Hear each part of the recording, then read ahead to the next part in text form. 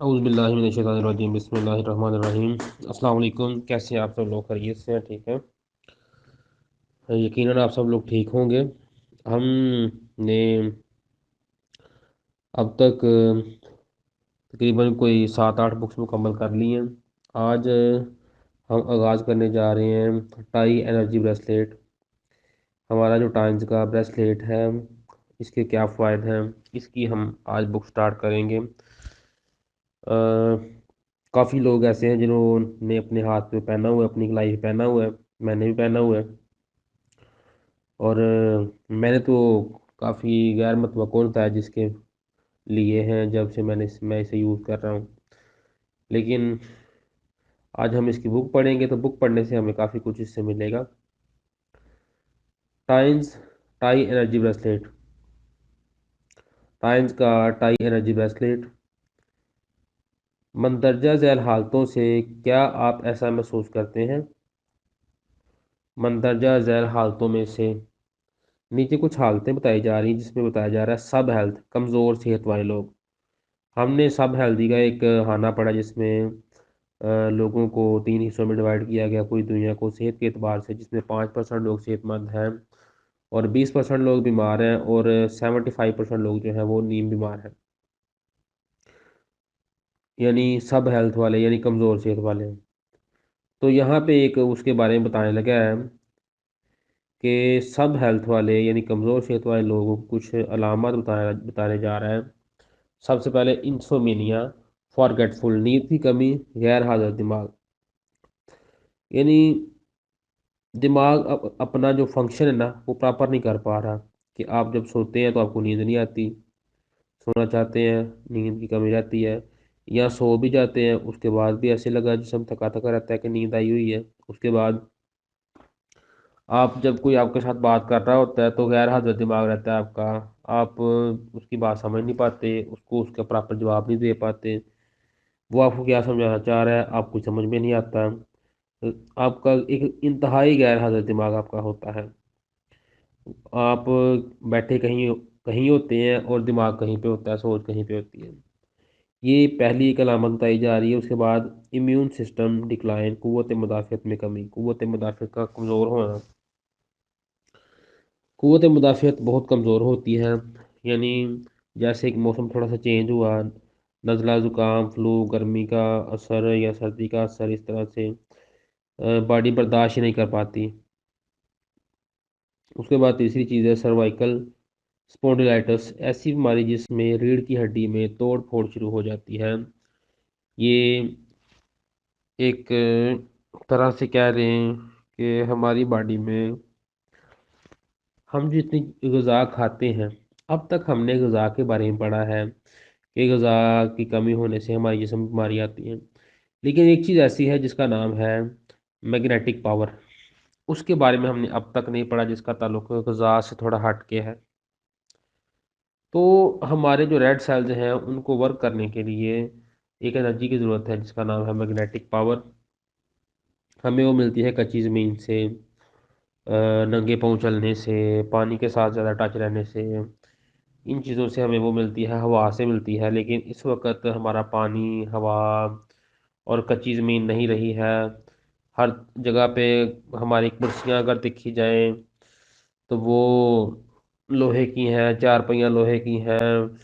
और घरों में अगर देखा जाए, दीवारों में, फर्शों में, छतों में देखा जाए तो कंक्रीट है, साथ लोहा है यानी सरिया है, जिससे हमारी बॉडी की ना मैग्नेटिक पावर खींची जा रही है।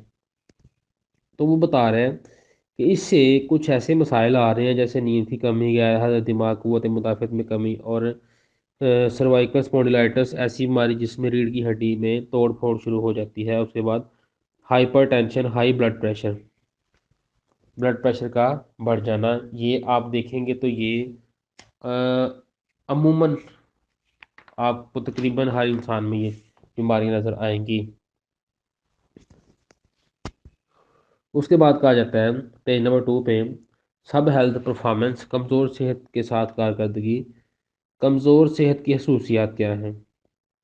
फीचर्स ऑफ सब health: depression, a heavy heart, all day long is not happy, no spirit and interest, for work, study, environment, life. सबसे पहली चीज़ कह रहे हैं जी, कमज़ोर सेहत वाले लोगों के साथ होता क्या है? डिप्रेशन। गमो गुस्सा की हालत में रहते हैं वो, डिप्रेशन का शिकार रहते हैं। उन्हें पता ही नहीं होता कि हमें किस बात की परेशानी है, बिना किसी वजह के डिप्रेशन का शिकार रहते हैं। दिल का भारीपन, दिल बोझल बोझल रहता है, हर टाइम दिल भारी भारी रहता है। दिन भर खुश ना रहना, जिंदगी में, तफरीह में, मुतालिया में कोई दिलचस्पी नहीं है। यानी अगर कहीं कोई तफरीह का मौका है, खेलने कूदने का मौका है, उसमें भी उनका कोई लेना देना नहीं, कोई दिलचस्पी नहीं है। दिन भर डिप्रेशन, परेशान, चुप चुप खामोश रहना, बिल्कुल कोई मुताला में दिलचस्पी नहीं, कोई काम में दिलचस्पी नहीं। काम शुरू करते हैं तो सोचते ही रहते हैं, सोचते ही रहते हैं, सोचते रहते हैं, काम नहीं शुरू कर पाते। जब शुरू नहीं होगा तो ख़त्म नहीं होगा। सोचते सोचते उनका दिन गुजर जाता है। ऐसे लोगों के साथ हालात हैं। easy fatigue और lack of energy, often feel tired। थकावट, तवानाई की कमी, अक्सर थका हुआ महसूस करना। अगर आप ये देखें तो हमारे इर्द गिर्द लोगों में ये अक्सर ये मसाइल पाए जाते हैं लोगों में।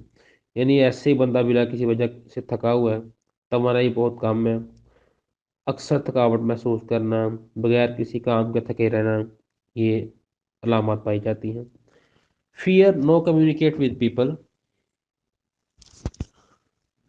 disgust many people, no self confidence in front of others, feel nervous और uncomfortable। लोगों से बात करने से डरना, ज़्यादा लोगों से नफरत करना, दूसरों के सामने खुद एतमादी की कमी, बेचैन या तकलीफ महसूस करना।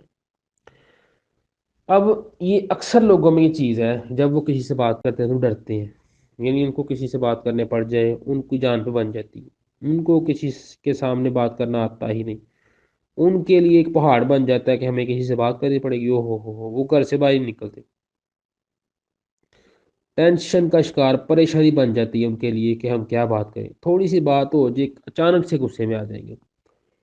ज़्यादा लोगों से नफरत करना, यानी अगर कहीं पे थोड़े से ज़्यादा लोग आ गए हैं, दो चार लोग ज़्यादा आ गए हैं, एक दो लोग बात कर रहे हैं, तो एकदम से जनाब चिड़चिड़े हो जाएंगे, निकलेंगे वहाँ से, खौफ खाएंगे कि ये यहाँ पे हम, दिल घबरा रहा है मेरा, मैं यहाँ पे रह सकता। दूसरों के सामने खुद एतमादी में कमी, यानी ऐसे लगना कि मैं अगर किसी के सामने बात करूंगा तो मेरी बात गलत ही होगी, मेरी बात कोई सुनेगा नहीं। खुद एतमादी की कमी आ जाती है।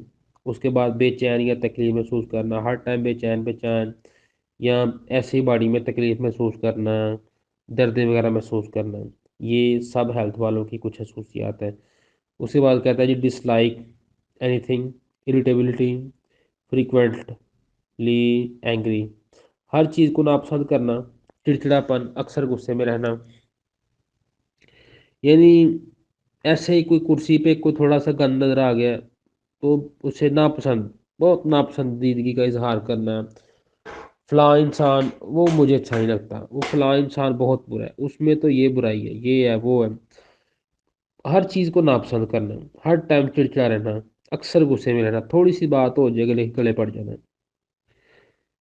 दूसरी स्लाइड में, distracted mind and thoughts, inability to concentrate, मशगूल जहन और ख्यालात पर तवज्जो न रखना, तवज्जो मरकूज ना रखना।